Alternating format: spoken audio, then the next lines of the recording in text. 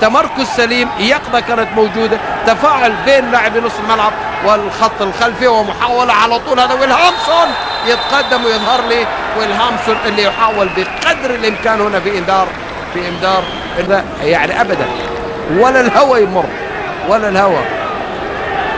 ضربة حرة مباشرة.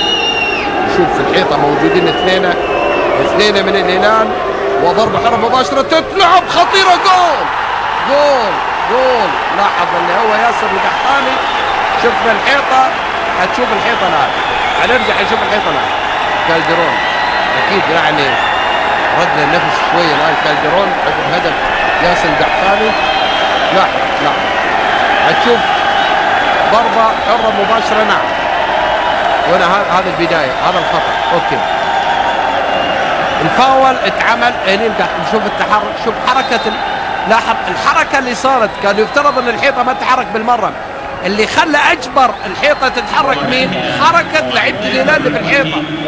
حركة لعيبة الهلال اللي في الحيطة. شوف اللي ودينا ريلي منه نتيجة على هذا الحال. تقدم الجزيرة على حساب الهلال، وهنا واضح تماما الهدف الثاني على طول.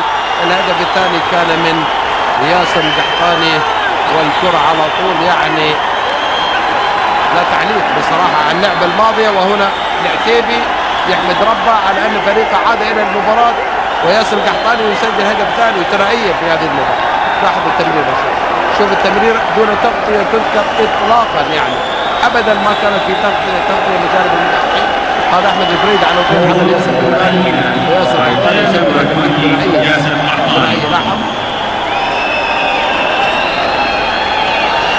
ما في ابدا، ما في متابعه بالمره، ولا مش موضوع ما في تغطيه من جانب لاعبي الجزيره على التنفيذ.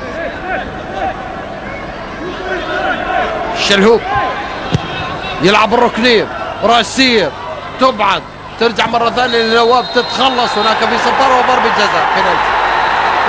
بينالتي الماضيه. لاحظ يعني في اللعبه هذه كرة كانت مشتركة بينه وبين محمد برغش اللي نازل يدوب، يعني أول كرة تقريبا، أول مشاركة، أول لمسة لمحمد برغش.